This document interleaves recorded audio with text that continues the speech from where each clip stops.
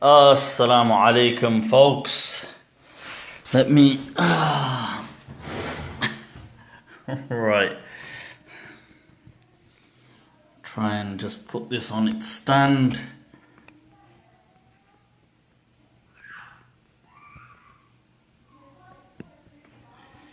Straighten it up.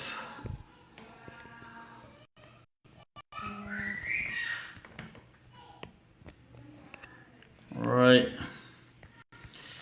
straighten that up, see if that's coming off okay. If it is, yeah, that looks okay. So, as you can see, for all dedicated to all my Hanafi clan out there and the rest of the hardliners, I thought I'll put a hat on, make people feel good. Anyway, Assalamu alaikum, folks. Let's see. Look at this, ya salam, the questions are firing through. Yeah, okay. Inna alhamdulillah wa kafa wa salatu wa salam ala rasulil mustafa wa ala ibadi alladhina irtada wa man bihudahum ihtada wa bi athari ahli al-madinah iqtafa wa ba'd fa salamullahi alaykum. Right, Mike. Alright, look at the questions. Damn. People, you're on fire. There seems to be like, how was the trip? The Morocco trip? Yeah, good. Lillahi alhamd. I've been back. I'm sure has it been a week already? Shout out Bilal. Shout out to Bilal. Right, so let's see. Can you explain Iddah? Okay, that's a good question. Is that laugh your trademark? I don't know. I don't know if a laugh is a trademark. Right, so I'll tell you what, let's take Iddah as a question.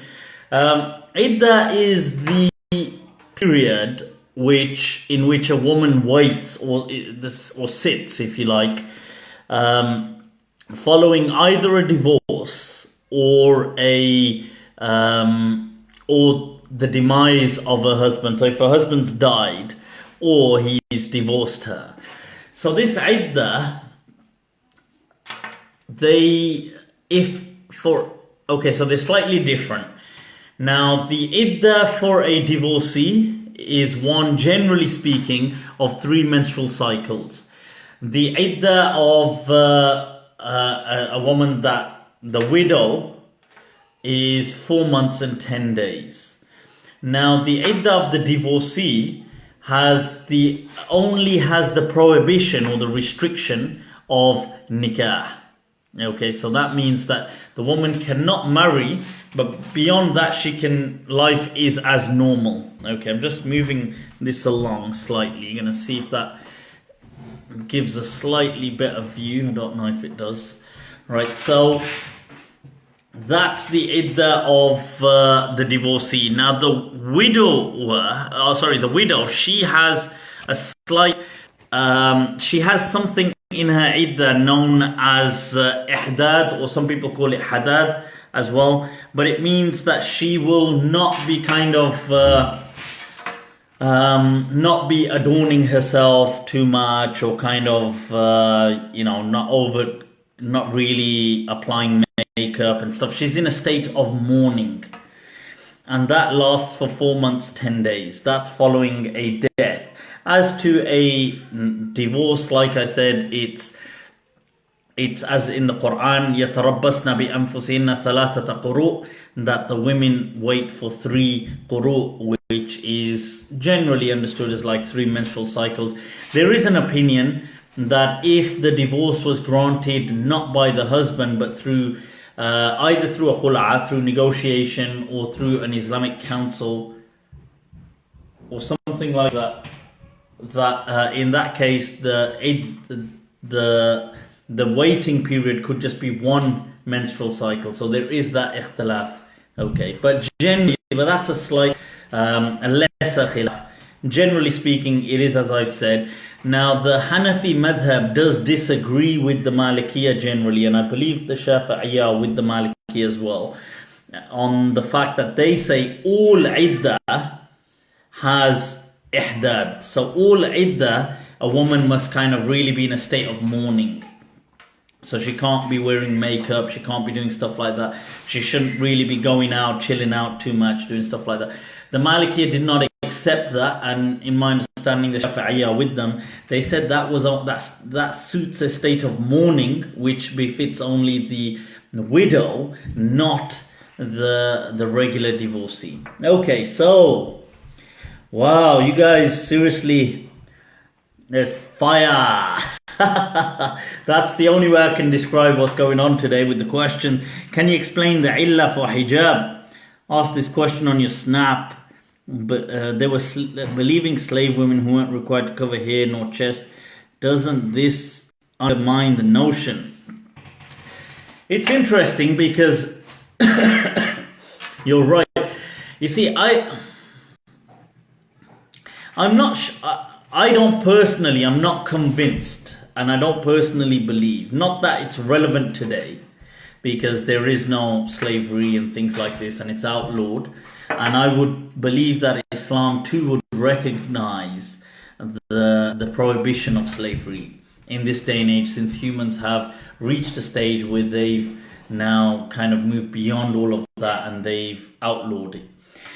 So, but I've never been convinced that the awrah of a slave woman was really significantly different to the awrah of a non-slave. I know a lot of the fuqaha said, she has the awrah of a man, which to me made no sense. And I'm personally with those ulama that have argued historically. Amongst them was Ibn Hazm and others, but that the awrah is always the same for a woman. There is no distinction on whether she was a free woman or non-free woman or anything like that. Okay, so there's no distinction on that. And that's the view I kind of adopt as well and believe. So I don't accept the narration saying of that women would, Omar would say he would beat a woman, a slave woman, if she covered her hair and stuff like. These narrations are weak. They're not sahih. Could you please explain the hadith in Sahih Muslim? Wow, this person, Hamza, thinks I'm a hafiz of Sahih Muslim. Not for Hawa, no female could ever deceive her husband. I'll have to see the actual Arabic to that. But I would say, I would say, let me answer the question. I would say that generally our attitude towards hadith is that without a doubt, you see, the school of Malik, the school of Medina, and Imam Abu Hanifa, ironically today Hanafis seem to be quite almost weird towards the essence of their tradition.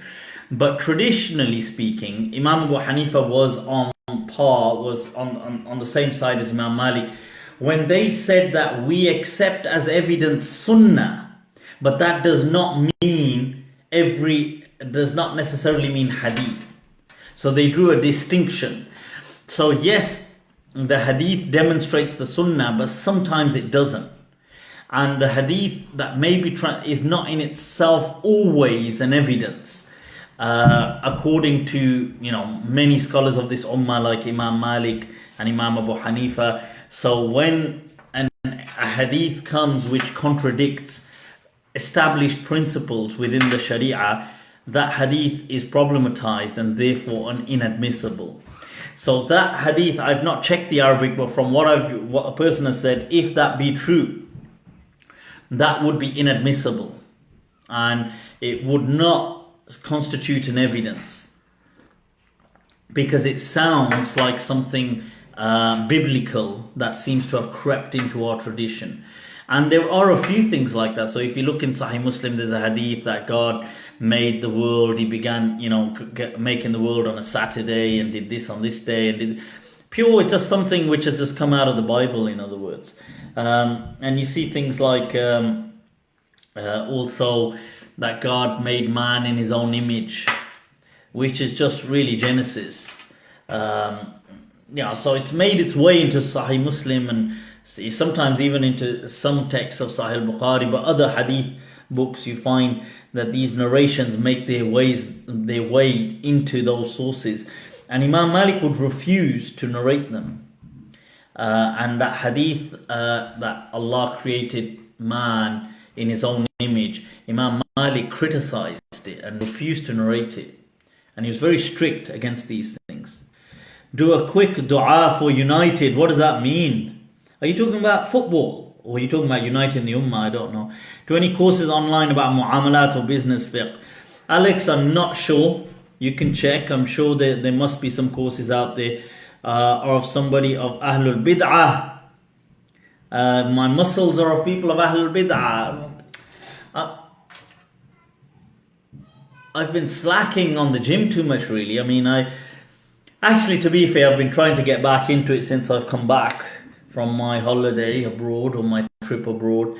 And yeah, I don't know. I'm in two minds. Might just slack it today and just chill a bit. I don't know. Contemporary imam. What's the question? Modern marketing techniques. Whoa! Look at this. Yes, Manchester United, don't watch football, man. Don't have time for that kind of stuff. I don't know why, but on a genuinely speaking, these things I could never understand. I think I'm just, hate to say it, what many of you already know, I think I'm just incredibly weird. I just cannot relate to the fascination of sports. I don't mean doing them, as in like I love going to the gym, but watching them. I can't relate to the fascination. But then I can't relate to certain other... I was just speaking to somebody today about... I can't relate to people's obsession over food.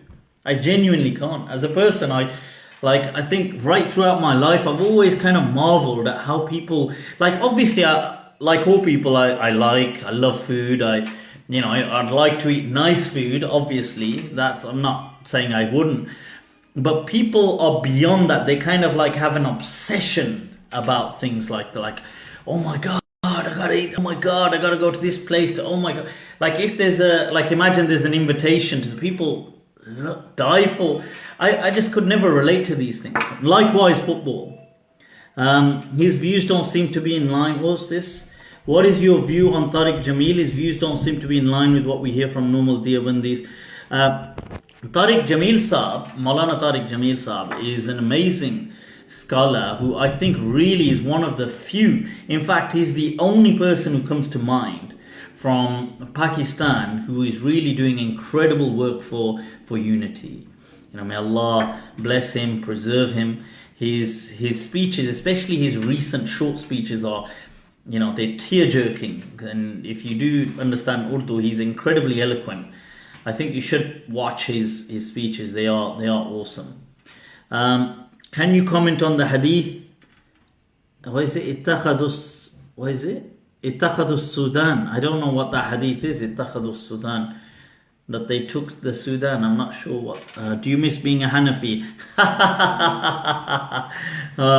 Yeah.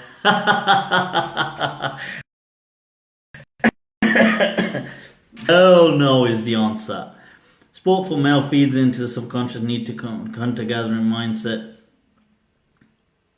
No, I know sports in themselves do, but watching them, to me, it just doesn't appeal to me as a person, and I can't relate to the appeal. That's all. What's the difference of following a particular madhab or Salafi? The difference is following a madhab means you actually know your fiqh.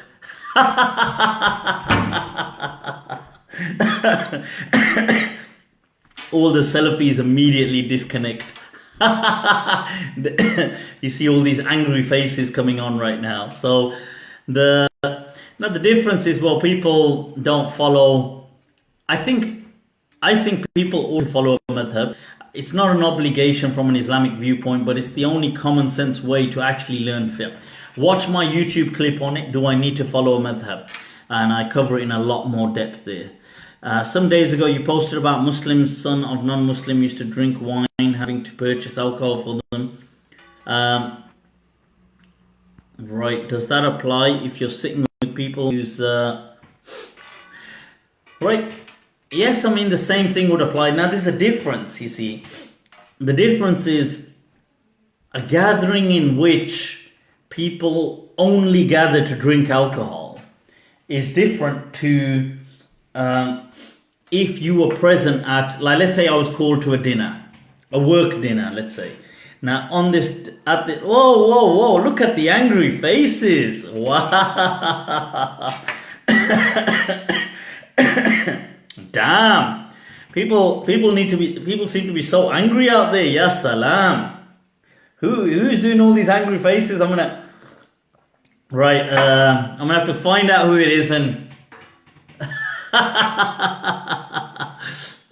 so anyway, the thing is, if you're sitting at a meal, let's say a work meal, and other people are drinking like some wine or they're drinking some alcohol like that, that is absolutely fine. Okay, you can sit there, you can carry on. There's no harm in things like that. Allah, look at that. Look at all that love. Mwah. Right back at you, people. Right back at you. So, the thing is, angry because Liverpool and Manchester United. I've got no idea, man. I don't watch football. Can you please explain what Ar-Rijalu Qawwamuna ala Nisa? I mean, that's such a right. That men, I think in general, that verse is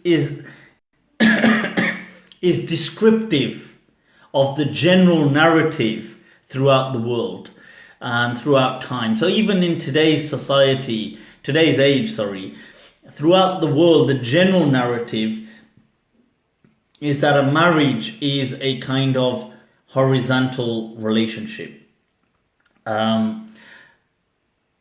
It's a vertical kind of relationship, in the sense that it's more like the man is seen as kind of I suppose in a relationship throughout the world he gets more. I don't know if he gets more of a say, really. I don't know if that's the best way to describe it accurately, or he's just seen as, if it was a hierarchy, it's seen like that. I'm just saying it as it is. I'm not putting a value judgment on it. I'm not saying whether it's right or wrong or whatever. I'm just saying this is how it is throughout the world, even today, in the majority, and it's been historically. So the verse in the Quran is describing that.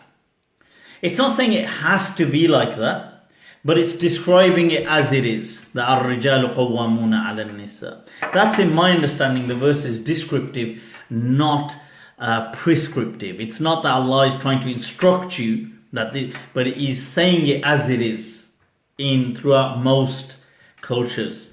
So the men will provide, they will carry that burden. So even when women do work, you'll note that how it is described is that the burden still remains upon the man, although both can be doing that. Okay, both can be working.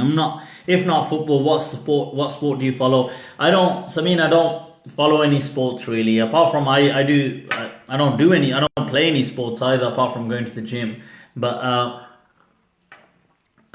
none whatsoever. Why watch sports when you can watch TV and movies? Right, don't quote me on that. Could you answer this question, please? And then he put, whoa, how can the people that came before the time say, what is it? Be judged on the day of... I'm wrong, but isn't it kind of unfair towards the people that came before him?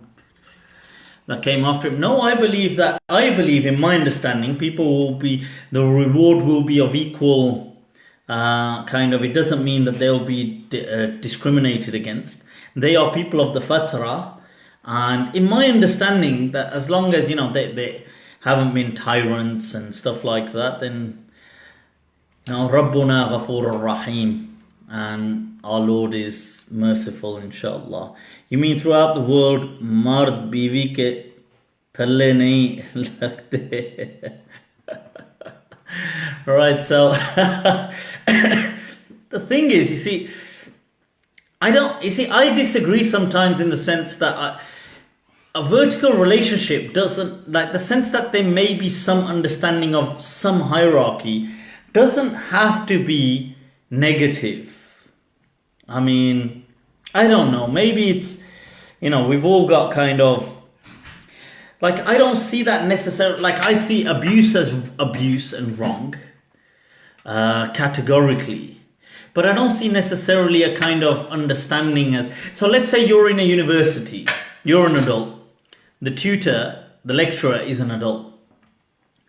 Now, I don't know where you think I'm going with this, but I'm not going where you're thinking, right? So the thing is, right, so now there's a relationship there, and there's a hierarchy, in the sense that, okay, but there's no abuse, there's no kind of, do you understand what I'm saying? Like, I'm not trying to say that just because people recognize some kind of, it doesn't make them necessarily backwards. It doesn't make them, just in case they recognize some kind of a structure within relationships.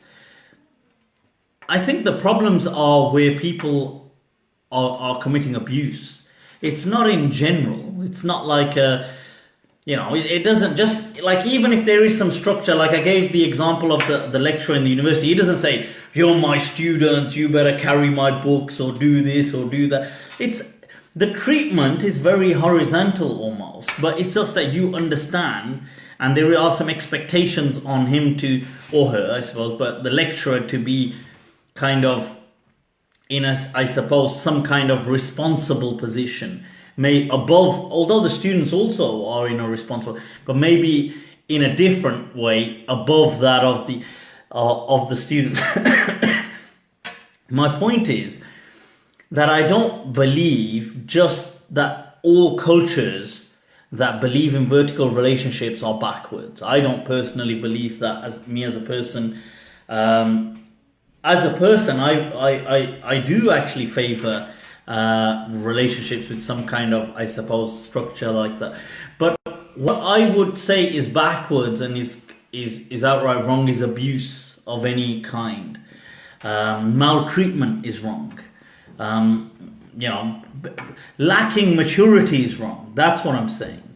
So that's the whole point anyway. So, right, so I hope that's of some help. What else? Let's see. Shout out to Maulana Abdullah Patel. Alright, I'm not sure who that is, but if he's on here, Abdullah Patel, shout out to you, man. What's your opinion on Taweez? Right, I am not down with this kind of stuff.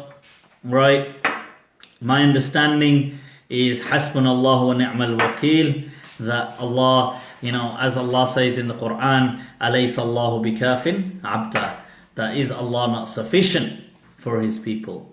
And I know people will say, yeah, but these are the words of Allah and so on, but I don't as a person, I know other ulama allow it. I know it's I think too widely practiced in the Muslim community. I myself do not like it. There are strong hadith condemning it, things like like things which denote it as shirk and stuff. I don't believe it's shirk, but I don't encourage it. I do feel that it leads to false dependencies. I do believe that it creates superstitions. People who wear Taweez, you see sometimes, oh my God, I haven't got my Taweez on, something's going to happen. Our dependency should be on Allah, and it should be confident and free of all kinds of superstitions. Okay. View on student loans and interest. Arshad Khan, if you can watch, right, if you can, you're going to have to search on Facebook, my name, Mufti Abu Layth, and interest or riba. And I've done an audio lecture on this. It's about 45 minutes long. I think if you listen to that, I don't believe personally that student loans or interest today in this climate reflects what the kind of riba that the Quran was speaking of. Okay, I don't believe that. Now, it is very complicated to go into. This is why I'm referring you to a lecture. But I'll give you some examples right now. So if we take a look at, let's say, Allah says in the Quran, وَأَحَلَّ اللَّهُ الْبَيْعَ that Allah has made transactions, buying and selling halal, وَحَرَّمَ الرِّبَا, and Allah has made riba haram. Now, Allah mentions al-bay', that bay' in all, like al meaning the definitive article. Okay, so this can be translated as either buying and selling as a whole, or all of buying and selling is made halal. And then the hadith will make exceptions. They will exempt certain things. So they will say, okay, the hadith will say, except that sale which, I don't know, let's say, okay, except alcohol, or that sale which leads to deception, or that sale which takes place like. So there's some exceptions. Now then Allah says the same thing for riba, ar-riba, with the definitive article. This cannot be translated as riba altogether. It cannot even be translated as the genus, as the general, as riba, as generally speaking, and then we'll make exceptions. Why? Because it's way too complicated. So the hadith explains that riba is in 6 things. Okay, the hadith says gold and silver. Then it says dates, wheat, barley and salt. Okay, these are the 6 things that are mentioned in the hadith, which is in, for example, Sahih Muslim and in many books of hadith. Now the thing is, so several people before felt, whoa, the angry faces, hey, why so serious? But anyway, the thing is, look, now, right, the point is that first of all, the hadith only mentions 6. Okay, we can say that's fine. We want to increase. I'll ask you, how do you increase? Like, if we're going to take riba as in the word riba, which means anything which has excess, then technically, if I was to say to you, you know what, I'm going to swap 2 Samsung phones for your 1 Samsung phone, that should be riba. Yet nobody believes that's riba. If I said to you, I will swap my 1 house with your 3 houses, that should be riba. Yet nobody says that's riba. If I was to say, I'll swap my car for your 3 cars. Well, okay, what if the cars were identical and then we swap them? Everybody agrees that's not riba. So riba cannot be speaking in the verse about riba as a whole. It has to, unlike buying and selling, which as a whole is permitted, unless except in a few circumstances. Now riba is very different, as you can see, because all of these things that I've mentioned, no, that's fine. People are like, that's fine. You know what, I'll give you this diamond for that diamond, that's fine. So okay, so what's going on? So what has riba? Then the scholars drastically disagree. So they will say, okay, gold and silver currently has riba, these 2, let's put them aside. The other 4 things, the Maliki will say, okay, these are all food, so riba is in food. But all of these 4 are products, dates, wheat, barley, salt, which may be preserved for long periods of time, such as for years. So it only applies in those food items which may be preserved. So if I was to say, here I've got some apples, I will swap you these apples for 2 apples for 5 apples. They will say that's fine, that's not riba. But if I was to say 2 dates for 5 dates, they'll say, oh, that's riba. So we've got a bit of a... Now the Hanafiya will say, okay, no, we understand from this. The Hanafi Madhab will say, okay, any food product, okay, so putting currency aside, any food product that may be weighable or scalable. So weight, al-wazn wal-kayl. So, you know, weight, so wheat, whatever, people, let's say they sell it according to a weight or whatever. Now, so according to them, apples would have riba. Now, according to the whole Maliki Madhab, it wouldn't. Now, let's say you're going to say, according to the Shafi'iyah, it would be a food product that has monetary value to it. Okay? And my point of saying this, look, I don't want to kind of just get so distracted. My point is that it is not clear. What about animals? So historically, animals are also kind of like, they're considered food in the sense that I know they're still alive, but they are food to be. So if I swapped, I don't know, 3 goats with 2 goats, is that riba? Or and then some ulama would say, no, that doesn't enter the thing altogether. And some people say, okay, it does enter it. But then, how do we classify animals? So, some of the ulama have said, like in the, I believe even transmitted from Imam Malik previously, but that all animals which walk on 4 legs are one group. So they're not actually separate groups. Whereas other ulama have said, no, they're actually separate groups. My point is that riba is one of those things that is so confusing that it's transmitted from Sayyidina Umar, that he said, I wish the Messenger of Allah had died, and we wish that he had given further clarity on 3 matters. And one of them was riba. Because it's not actually as common sense as people feel. Right, anyway, let's move on. Student loans, I hope that's of some help. So I don't believe this fits the bill. Waynash, no idea what that is. Mufti, yep. Sheikh, you forgot to explain the hitting women part.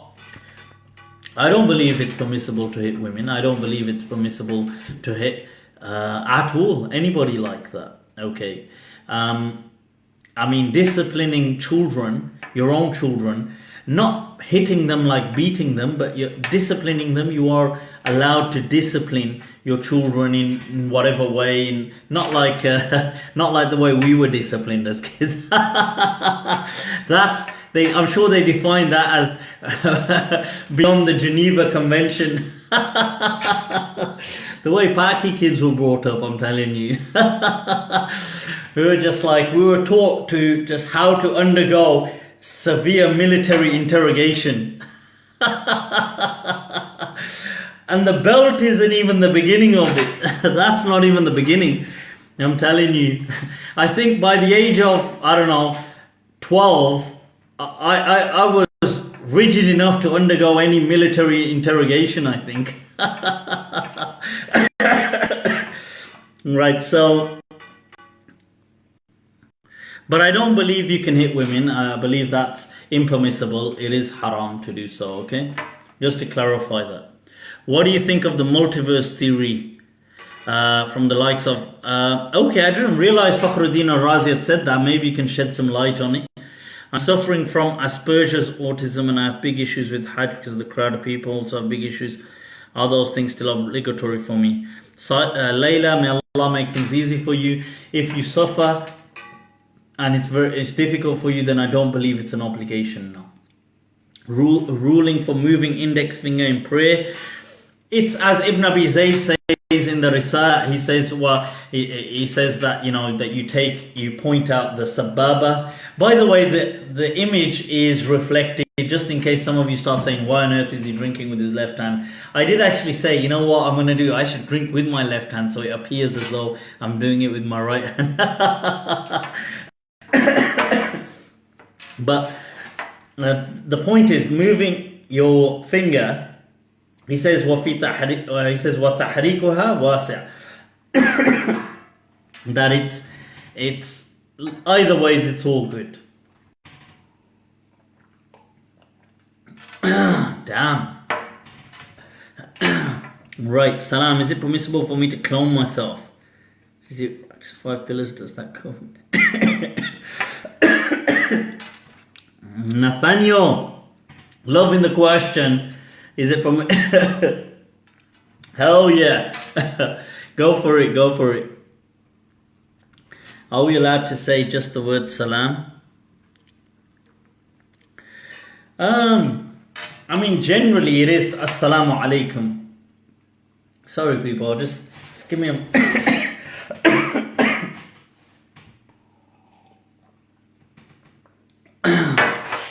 See, laughter when you have a tickly cough is. You can say both, especially when writing. You can say salam, that's fine. But generally it's Assalamu alaikum. For Juma, be done in language other than Arabic. I believe the khutbah should be in Arabic, but the speech before that can be done in any language you like. And that beanie just screams out, become Maliki. Awrah. God, man, this. Sheikh, you need to give me another. Hell yeah, man, Arshad. Gym's on the tip. Inshallah, tips on the gym. See, my mind all over. Tips on inshallah training. Hell yeah, come down, man. Don't worry about it. When we hit the 24-hour gym, we'll show you. Khalid, watch Noman Ali Khan series that's messed up. He explains the ayah. A few people have explained the ayah of hitting women. There were some of the Salaf like Ata ibn Abi Rabah, who was the Mujtahid of Mecca, who did say that it was impermissible and the verse wasn't referring to that. So I don't believe that the verse gives grounds to hit. I don't believe so.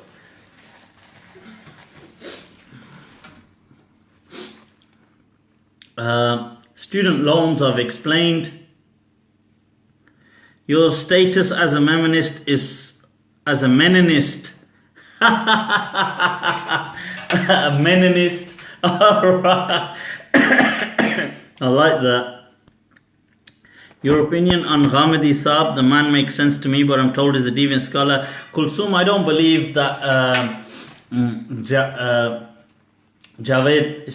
Ghamidi Saab is a deviant or anything. I do believe he's a scholar, a respectable scholar. I believe, I'm actually kind of proud that the person, that minds like that have emerged from Pakistan. I think, unfortunately, maybe either misunderstood or people in Pakistan, as you know, are insecure. So the way they've treated him is unacceptable, the death threats and things like that. But he's not I don't believe him to be a deviant scholar. What about making live streaming instead of doing dhikr to Allah?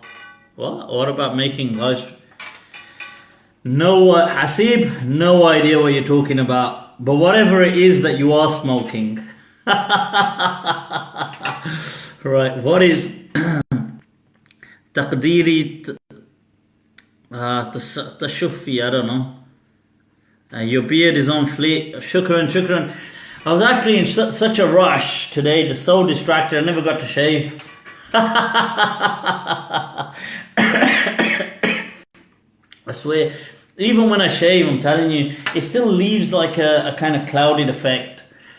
People think I do it on purpose, but that's just me shaving. What is the man Abdullah Masood asking about? No idea, Shahzad. Isn't the reason same for why men are allowed to have 4 wives? Yani men are naturally the ones who lead in a relationship. I don't think that's the reason men have 4 wives, because they lead in a relationship, Farhan. It's not like, hell, I lead in this. So if the wife was leading, she'd have 4 husbands. I think the reason men are entitled to that is because the Sharia just recognized male instinct in being very polygamous and never being satiated. Just saying it as it is, man. I'm sorry, people. Just saying it as it is. So, Mufti Saab, when are you coming to Holland? Inshallah, man. Gotta come, Jabbar. Jabbar, we met in Holland, isn't it? Netherlands. Alright, inshallah. Soon, inshallah. Misyar. Shahzad. Behave. But I didn't really know that you thought of me in that way, but but now that you do, maybe I'll share my number with you. Student loans and interest. Abdullah, see that you're famous. Modern marketing technique, is it allowed to create promotions to generate sales? Sell something tender but put it up at mogul? Yeah, I mean that's okay, you know, like having promotion offers and discounted, even if it's like hyperbole and it's just for advertising and stuff like that, it is permissible. Abdullah is definitely famous, okay. Imam Hassan Abdullah Masood, okay. And shout out to Maulana Ahmad Bismillah, okay. Maulana Ahmad Bismillah. Alright.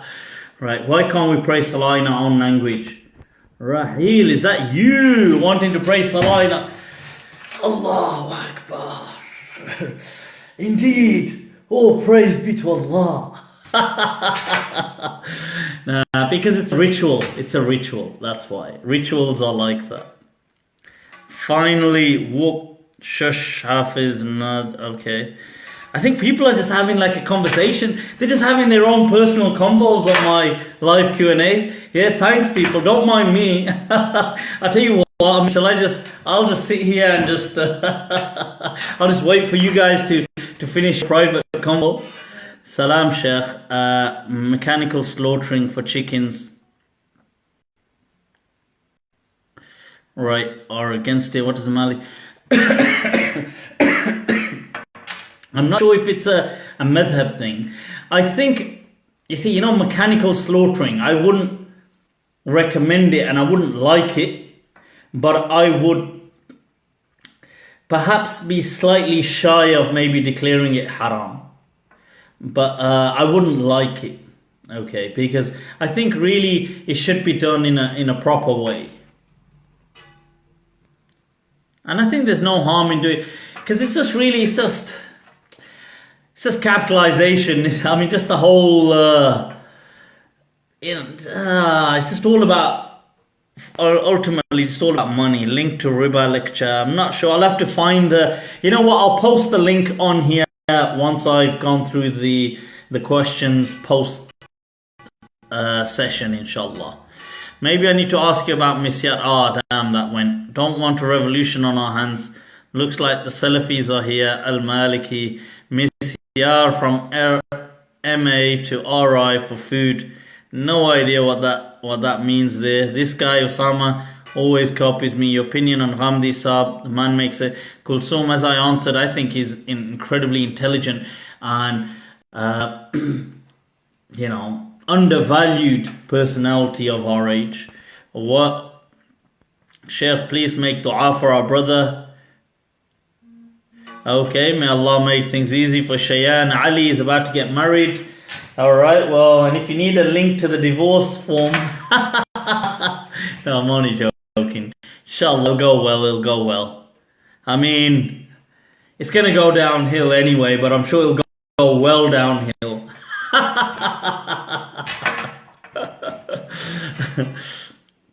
So, do you pay zakat on your jewellery? I don't have enough jewellery. See, students, darwish like us, but no, the Maliki Madhab, I mean, the thing is, it doesn't really believe in zakat on jewellery. And our brother Noman is about to get Hajj 2 weeks. Okay, Noman, yassar Allah, may Allah bless your relationship. Right, what are your views on the Syrian crisis and what can Muslims do to help? Sajid, that's a very important, somber and very important question. May Allah make things easy for them. The plight, the struggle, the tyranny that is taking place in Syria is utterly, by any human standard, is so utterly unacceptable. The only unfortunate thing is we, as people, I mean the general people of the globe, are helpless. They turn to their governments, their states to help. And the problem is there's just a political mishmash right around the world of what's going on in Syria. It's just become like a global playground for, all people to kind of extract ulterior motives and objectives. And there was this picture on Facebook where, I don't know if you guys saw it, where all these people are holding guns out to each other's heads. And it's like ISIS holding it to Bashar, and Bashar's holding it to, somebody else, but they're holding it to him, and he's holding it to him, and and it's such a confusion. In fact, I think, was it was it Jazeera that did a small summary of if you thought you were, or it was Channel 4. It's one of the two, that if you thought you were confused, then watch this, and it just makes it even more confusing of telling you what's going on out there. Amira, Yassar Allah, inshallah, you're most welcome. What were the other two matters? What other two matters are you talking about? Right, so tough laugh. Shukran. I got beat like no other. Oh, right, yeah. Right, inshallah. Francisco, shukran. Love you too, man. It's all good. My mom threw ninja stars at me. I know the feeling. Trust me, I know the feeling. Also, it still gets beat. Right, salam. Shukran, Taiba, wa alaikum assalam. Is there another one on this stream? Right, there's just a sinister one, villain laugh. Shukran, shukran. Well, what can I do, man? What can I do? It's just, I'm stuck with the laugh. It's me. Is it really haram to drink and eat with the left hand? I don't believe it's haram to drink with the left hand. Look. This is the left hand. I'm doing it to show you that it's not haram. But it's I believe it's makruh. Okay. It's discouraged. You shouldn't do it, but it's not haram. Looks like Rabi al-Madkhali boys are here. Uh-oh. Need a beard like yours. Nadir, most welcome, man. You can have a beard like this. Mine is usually a goatee, like I said. This gets trimmed down. I'm just been too lazy today, man. Haven't had my shave. Can my wife lead prayers if I'm sick? Can my wife lead prayer? As in lead you in prayer, or lead the mosque in prayer? Or lead as in the ummah? I'm joking. No, generally the wife does not lead in prayer. Generally, okay. Now I know that's gonna appear probably problematic to people. I don't know what the big deal is though, because I don't think most women want to lead in prayers either. I don't think so. But then again, some women might say, hey, I want to lead. I think it's, if I'm just being honest,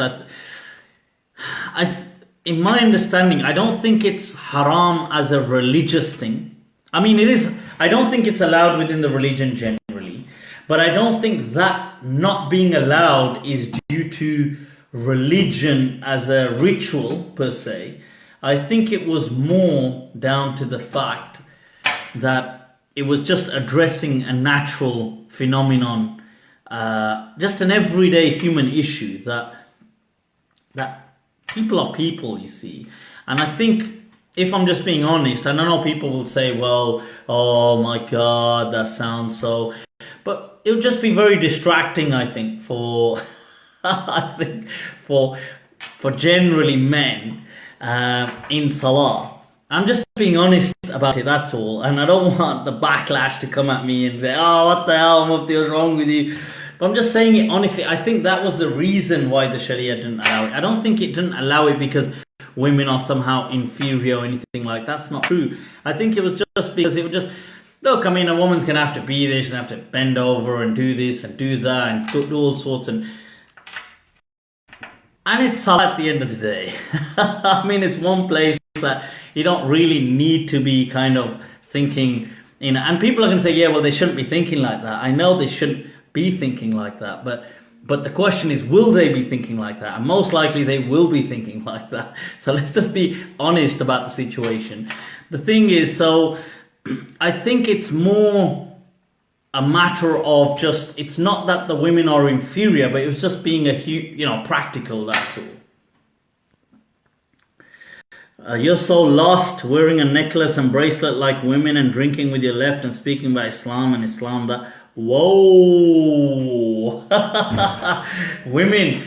Well, Mustafa Abu Ghadir as-Silduti, if the women you know look like me, then this is the least of your problems. Right, so what do you mean, Rabi' al-Madkhali boys? You sound hurt, bro.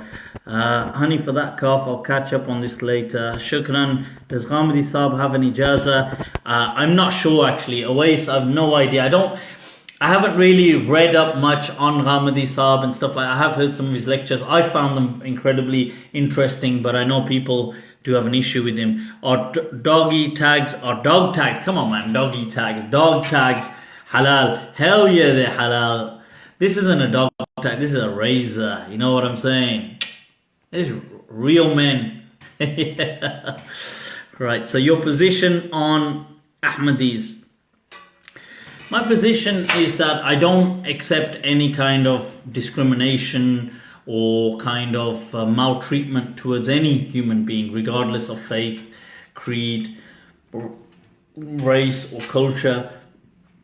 However, I do not personally consider the Ahmadis to be part of the Muslim, the Islamic community. So I don't accept that belief to be a part of Islam. Me as a person, I'm sure they are part of Muslim communities, as in they live within Muslim communities and are part of those communities, but I don't accept that belief to be a valid belief within Islam. Your favorite tafsir al-Quran? There's so many tafasir, you know. The Lubab by Ibn Adil al-Hanbali is awesome. Tahrir wa Tanweer by Ibn Ashur is awesome. Qurtubi is good, is awesome too. I mean, I'rab al-Quran is awesome by Nahas. Have you had ruqya done? Any recommendations? I've not had ruqya done, no. I mean, if you mean ever throughout my life, I don't know, I suppose so. I don't really know any recommendations, to be honest with you, but I mean, just make dua. If it's any kind of illness, I would advise that you seek medication as well. Can you shout out my friend Imran Rahman, feeling low at the moment? Imran, live it up, man. What's going on? Live it up. It's life. Live it. What's life if not lived? Question. Ghamdi Saab says that one is allowed to pray Salah in your own language apart from the Quran part. I don't personally accept that view, so I wouldn't say it's okay to do that. That's my understanding, and Allah knows best. What is your view in regards to Taweez? I already said I strongly discourage, things like that and dislike. I'm not into the whole Taweez thing. Okay. Do you consider it as a bid'ah? I do consider it as a bid'ah, but I don't consider it haram. I consider it makruh, dislike, discouraged, not something the Prophet did, nor did the Sahaba, generally speaking, do it, nor did people like the Salaf, the Tabi'een, Imam Malik, Imam Abu Hanif. They never did things like that. And the issue with it isn't so much the Ta'weez, but I see a step closer to the culture of superstition. And I hate superstition. Seriously. I believe Islam came to free mankind from things like superstitious beliefs. I was praying one day in a restaurant. Another Muslim came up to me and put a rock-like object next to where I placed my head. The Shia tend to do that. They tend to prostrate on a small stone or something which has part of the clay or soil of Karbala where Hussein radiallahu an was martyred. Mufti, I meant just as natural for men to act upon instinct. Is it natural for them to lead in relationships, hence with... Sure, I would think that, I would possibly. I think if they're both mature, but then people are going to say, I'm going to say that a man. Well, I don't... You see, but it's probably too many biases I've got. That's all it is. We're all human. Obviously, a lot of, cultural, a lot of alpha male. I don't know. Look, whatever works for people. Some people are, they like being They like being under the thumb. I'm only joking, alright. I'm only messing, Maz. Maz is a good friend of ours. But the thing, look, I think whatever works with some men may like being in a relationship like that. Some women may like being in a relationship. I think people are different. Whatever works, whatever floats your boat. Yeah. To some people, they'll be clear from the very onset that this relationship won't be for me, because I suppose if you have two very strong-minded people in a relationship, that relationship probably it'll struggle, I think. I mean, but that's my perception. I could be wrong. Salim, is there a problem if we have our child as Ishaq instead of Ishaq? No, I mean, there's no problem. I mean, you could spell it Isaac. They're going to probably read it as Isaac. If you want to, but the spelling isn't too much of an issue, but I don't know how even if you name him Isaac, I mean, it's not the end of the world or anything like that. It's all fine. I have a serious clown problem in my back garden. Shall I call Batman or the council? Batman it is, hell yeah. Is this on every Monday, inshallah? Right, Salam Sheikh, could you please explain the benefits of hijama? You see, some ulama, I'm personally of the understanding that hijama, or things like, when they used cauterization, burnt things, use things like that. I don't believe this is sunnah in an Islamic sense. I believe that the Prophet ﷺ practiced it, but I believe he wasn't exceptional in practicing that. All of the Arabs did it. Non-Muslims did it, Muslims did it, Jews did it, Christians did it, Mushrikeen did it. Everybody did it. It was an Arab thing at the time, and it was their kind of medicinal approach to things. I don't personally believe that it carries any kind of religious value. I don't believe that it's that a person is necessarily, and I don't believe it carries any kind of miraculous cures. Apart from the fact in kind of removing blood, because that will generate new blood. But this bloodletting was incredible. You'll be surprised. You just have to study. There's a lecture on the BBC podcast of In Our Time Religion titled Bloodletting. And if you watch that, and they're interviewing a lot of Christians, and you'll be surprised to know, boy, the angry faces. You guys need to ease up on some of that bad blood you've got. Right, the thing is that, you see, the Christian experts speak about how prevalent and common bloodletting was through the Middle Ages, throughout Christendom. And the Christians were really big on this. In fact, everything we're saying today, they were already doing it. This like, we'll do it on certain days of the month. We're going to do it like this. We're going to do it like this. And they're really big on it. And this is going to cure this. And just listen to that podcast. It is scientifically, there isn't really much evidence there to show a huge kind of thing. And Ibn Khaldun has an interesting section on this, saying exactly what I've just said. So in his Muqaddimah, when he speaks of things like the medicine of the Arabs, and he speaks about hijama and other medicines as well, and he mentions that this is not a sunnah in the sense that an Islamic sunnah. You might say sunnah in the sense that the Prophet did this, but the Prophet did certain things which were not necessarily religion. Like the Prophet rode a camel, that's not religion to ride a camel. So the Prophet partook in certain kind of medical practices that all of the Arabs of his time were doing, Muslim or non-Muslim. And that hijama is amongst them. That's how Ibn Khaldun explains it as well, who was a legendary scholar, a Maliki faqih as well, a great scholar of Maliki fiqh also. And that is the opinion and position I also take. Is it permissible to partake in Halloween? I do believe it's permissible. I don't, contrary to our American counterparts who seem very harsh actually against Halloween, even the chilled out ones. I think that's because of the strong Christian culture or cultural influence in the States, unlike the UK. I don't see Halloween as haram. The fact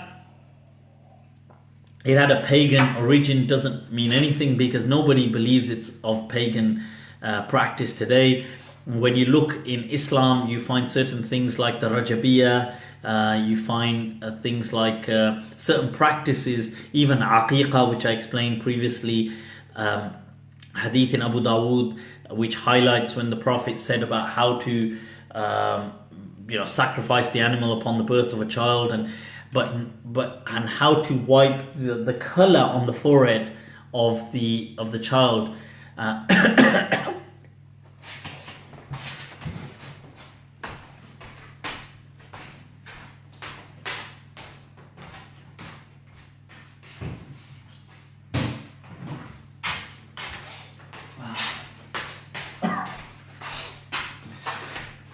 Sorry people, sorry about that. But the hadith mentions khaluq. Khaluq is the color. It's like mehndi almost, a bit like that. And the thing is that, whoa, chill out with the angry faces, people. These guys, seriously, you know what, people, watch some stand-up comedy instead. That'll cheer you up. So the thing is that this wiping the color was symbolic of what the Jahiliyyah Arabs used to do. They would wipe the blood of the dead animal on the forehead of the child. Now, why would the Prophet endorse certain practices when they had roots in paganism? And it's because people recognize this isn't paganism anymore. So it's the same thing with things like Halloween. When people go dressed as a witch, they're not going to start thinking, oh my God, I forgot who Allah was and I started worshipping a witch. I mean, we're not that naive, for God's sake. But anyway, I suppose that's my what's popping. Oh, Yusuf Al-Khattab, how you doing, man? How you doing? Previous life, were you an extra in a Bollywood movie? I don't know about a previous life, but am I not right now? I'm not an extra. Who wants to be an extra? So, what is the view of Islam on Sufism? Went to the extreme in denouncing it, to the extreme was considered as bid'ah, what Maliki say. I mean, it depends what Sufism, what you mean by Sufism, because some Sufis would say Sufism means purification of the self, which is an Islamic concept, strongly for like spiritualism. That's what it means, according to some. In that sense, there's no problem. Some people would say it means the kind of order, having this order with a set amount of practices and giving allegiance and groups and stuff like that, which would fall under I suppose a bid'ah. But the question then is, they would say it's a bid'atul hasana, it's a good bid'ah. Obviously the early Malikiyah weren't down with good bid'at. They never considered it haram though, but they considered them makruh. But the later Malikiyah were okay with them, and they issued fatwas. And many of the later Malikiyah from maybe the 700-800 onwards, the early Malikiyah were not really into tasawwuf and stuff like that. As a practice, I don't mean as the spirituality, but as a kind of practice. Maybe from, I don't know, the 700 onwards, it starts to become a very growing trend, and today it's probably the outright majority of the Muslim world. Yo is not an English word. Okay, thanks. Is it permissible, Sheikh, to lie to make others laugh? The thing is, you see, lying, in my understanding, it is permissible to kind of lie like that to make people laugh. It's not, you see, lying per se is not haram, in my understanding. It depends, I mean, you see, I've opened a can of worms now, haven't I? I'm going to get done for that. The thing is, truth. What is truth? There's a few theories. So the correspondence theory, that truth is that a statement which corresponds or correlates with reality. So I say there is a white mug in front of me. That correlates with reality. If I was to say to somebody, if I'm on the phone now and I'm speaking to a friend, I say, yo, what's up? And I'm just drinking, I've got my blue mug in front of me. Now, what I've stated has not corresponded with reality. I don't believe that's haram. I haven't harmed anybody. I haven't, to say that now because you described it as blue, Allah ought to punish you with the hellfire is like, in my understanding, preposterous. Lying that is condemned within Islam, in my understanding, is the lying that is to do with deceit, to do with kind of exploitation, to do with harm. These are the things in which lying, in my understanding, is forbidden within Islam. And I know many ulama would possibly disagree with me on that, but I don't believe that they have any. I mean, you see, I know that, you see, what they will bring as evidences are the general hadith which condemn lying. But you see, that's not a clear-cut evidence, because we all agree. You see, I accept those hadith, but to me, those hadith are talking about lying in those circumstances. Like, which, to be fair, is why most lying is done.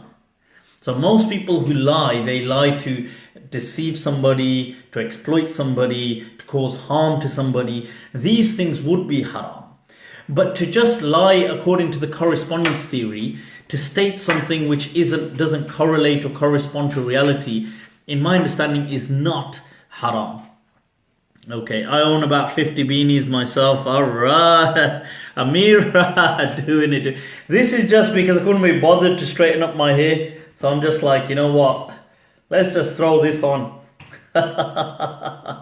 So what the hell? There you go. Alright, so is shadi.com halal? I mean, I don't know. I mean, do you eat it?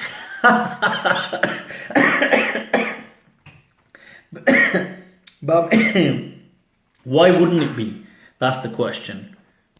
Trying to get my cousin hitched. Go for it. Go. Don't want to ever lead prayer. Well, exactly.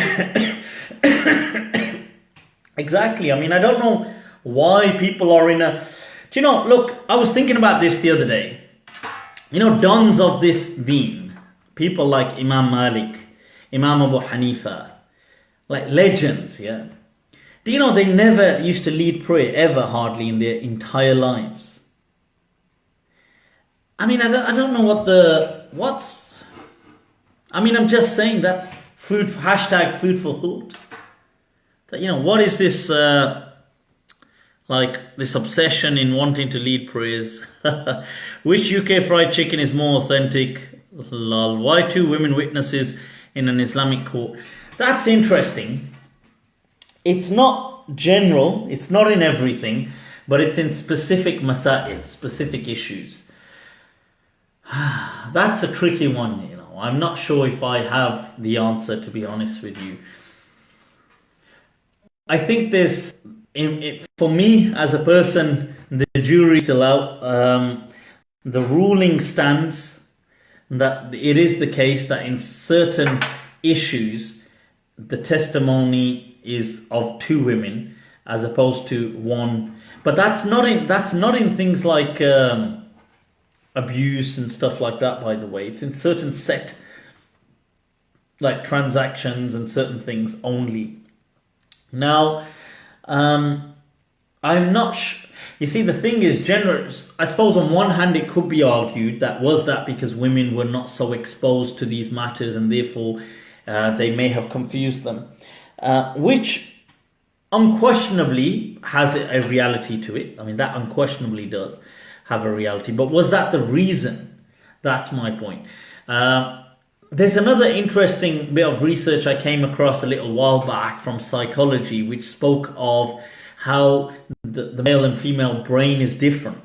And it spoke... I tell you what, a lot of you are probably aware of the kind of multitasking and monotasking kind of abilities, and men were useless at multitasking and women so talented at it.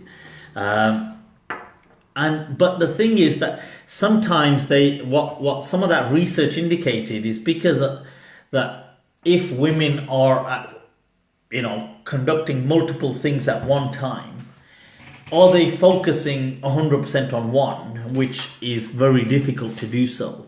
So it may be a huge amount, but not. So I don't know, I saw some research once bringing this into it, that did this have an angle on saying, and I found that interesting. I don't know, I mean, I honestly don't know. I'm not the best person to answer, I guess that. Is Wahhabism a threat to Islam? I don't know about a threat to Islam. I mean, Wahhabism is just like a staunch kind of very literal, almost like an autistic way to... I don't mean that in any kind of disrespect to anybody with autism. I mean in a way that if you understand what I meant by that, it's not... What I'm trying to say is it's without that naturalness, isn't it? Like that social naturalness, that kind of ease, that social ease that regular Islamic movements have. So it's this staunch, and it's very kind of morbid and goth-like and harsh and stuff like that, literalist and kind of like imposing, isn't it? What is the biggest obstacle to British Muslims in the UK? It's a very interesting... I have to say, Sajid Riyasat, you've got some very interesting questions. I have to say, whoa, is that the time? God damn. Right, so, okay, I'll tell you what, we'll do about 5 more minutes and we'll wrap it up. The thing is, I think that the greatest obstacles to British Muslims, they center around things like identity and beliefs. I think we are going to be facing greater and greater challenges in terms of belief as time moves on. As we already are now, but I think it's only going to intensify. I think if the scholars don't start allowing, and I'm saying allow because I believe Islam is very flexible, but I believe that many of the scholars are not allowing it. So unless they begin to allow the natural elasticity and flexibility of this deen, I fear that it will snap for many people. What is your favorite work on Sirah? Wow, I mean, there's so many, Mustafa. To be honest, I've kind of read I've read basic text, Nur al-Yaqeen, and just loads of different kind of extracts within books. People say Sirah ibn Hisham and so on, but I don't know if I've got a specific text, to be honest. What was the age of Ayesha at marriage? This is an interesting question. I do believe that Ayesha radiallahu anha at the age of her marriage was perhaps around 18, 19. I do believe that. I don't believe that she was 9. And a lot of the other evidences do demonstrate that. And I'm not saying that as a kind of suck up to Western kind of pressures or influences. I'm not. I know, despite what people may feel about me. But you see, I'm saying that speaking objectively, I do believe that people were getting married, or girls were getting married at a very young age, but I don't believe they were getting married that young. I believe they were getting married around 10, that kind of age, historically. Maybe even 9, that maybe did happen with people. I do accept that. Not 6. I don't accept that. Even in the books of fiqh, when they're speaking, the historical books of fiqh that you take out, that are written in the medieval ages, and they're talking about girls and from what age, especially in Hurmatul Musahara. Hurmatul Musahara is when somebody can, those madhabs, those scholars who believe somebody can become haram through sexual touch.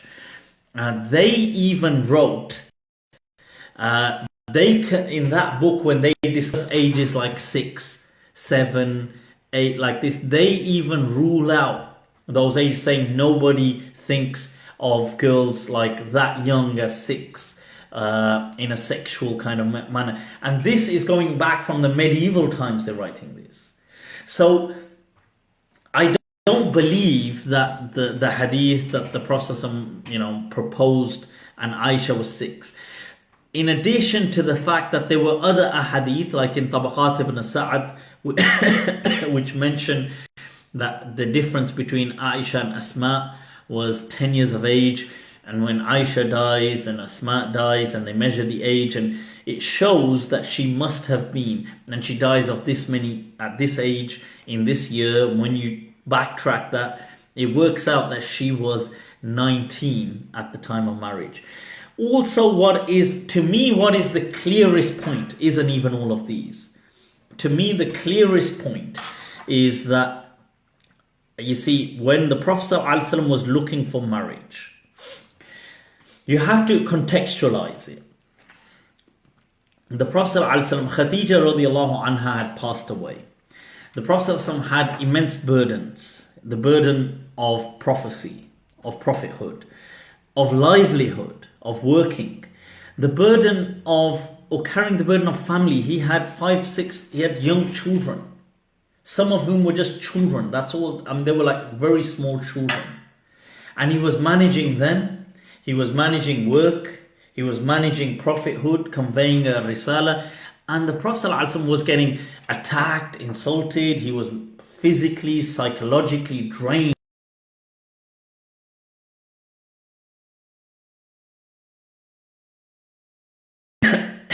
If you read the hadith, and I believe it's in Sahih Muslim, that Khawla radiallahu anha, one of the companions, she approaches the Prophet, and they all know what's going on, that the Prophet's exhausted, that his wife has passed away, and she says that, look, have you thought of remarrying?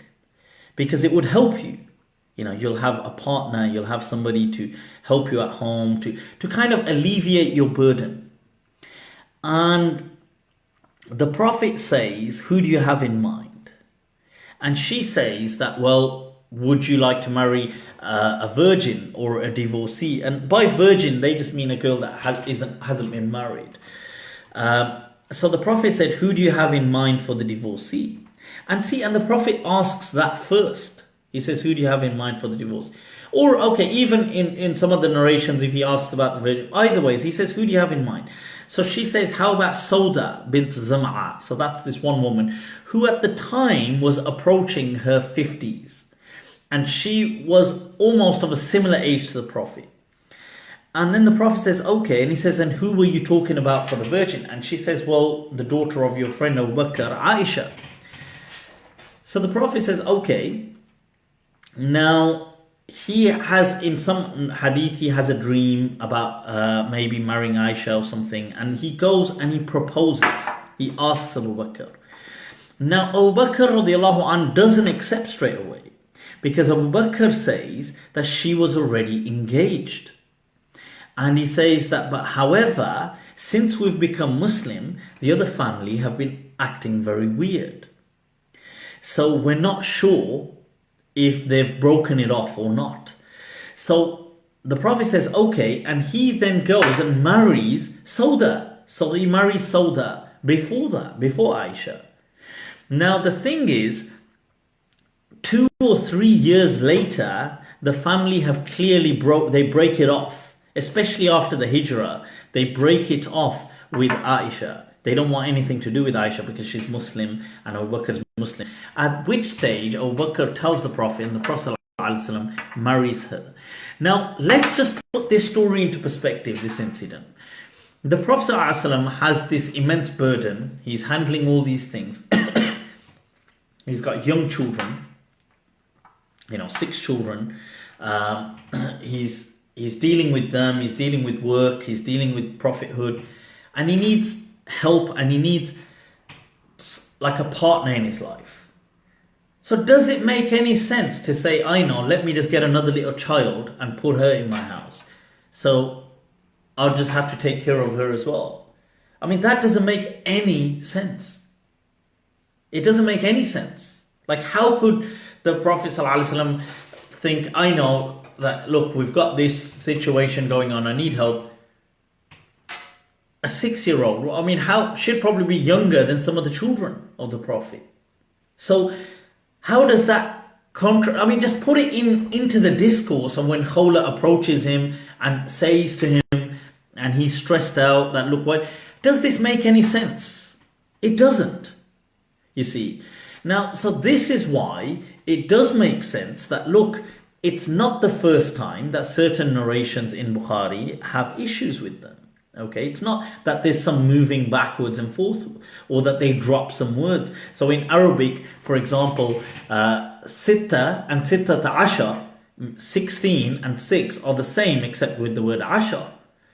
Now we have other hadith in Bukhari. So for example, where he speaks the hadith in to do with tafsir of Mi'raj, that the Prophet ﷺ went to the Mi'raj, the Isra wal Mi'raj, 3 years before he even received revelation, which is absolutely false. It's inaccurate. All the scholars say, yeah, this is just a mistake. They messed up the wording in the hadith. It's nothing astonishing. That's what I'm saying. There are other examples too. So my point is that, look, it's not about the fact that did people used to marry somebody, girls that were younger. Yes, they did throughout the world. But I don't think that young, like 6. Okay, because if you're going to say, yeah, but the Prophet didn't marry her at 6, he married her at 9. But you're talking about proposing at 6. I mean, it doesn't make any sense. And especially when you put it into the context of the Prophet ﷺ being very kind of like troubled during that time with the hardship, and then wanting a companion to help him. It does not make any sense. So this is why I don't say this out of kind of defiance or kind of like trying to say, I know I'm trying to suck up for Western attitudes or something, but I'm speaking from just reason and common sense. Okay, so people, right, cannabis, last question, Saraj, does cannabis have benefits to you? Well, if it's legal, go for it, don't worry about it. If it's not, then stay away. Right, people, with that, I think we got to call it, inshallah, an evening. It's been an awesome session. You guys have been on fire tonight, I have to say, inshallah. I absolutely love your questions. Keep them coming. If you are on Snapchat, add me. It's Malm2014, MALM 2014. Inshallah, you can fire me your questions there. Other than that, inshallah, take good care of yourselves. Stay blessed. Remember me in your du'as. Until next time, inshallah, assalamu alaikum wa rahmatullahi ta'ala wa barakatuh.